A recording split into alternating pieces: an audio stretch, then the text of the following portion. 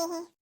ससुररिया में पियवा करला नौकरी, ससुररिया में पियवा करला नौकरी, साँझ सबेरे पिया झाड़ू लगावे, साँझ सबेरे पिया झाड़ू लगावे।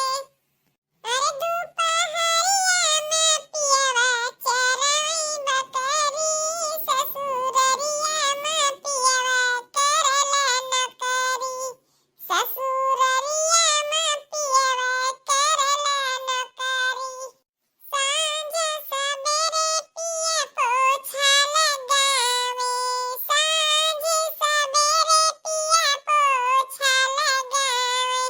दोपहरिया में पियवा चराई बकरी, दोपहरिया में पियवा चराई बकरी, ससुररिया में पियवा करला नौकरी, ससुररिया में पियवा करला नौकरी। ई बड़की दीदी के फोन आएगा। अब बहिनी गाना वाना कहीं से स्टाफ है।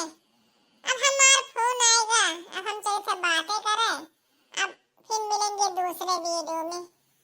भैया बाबू कमेंट जरूर किया, कमेंट का हमें इंतजार है।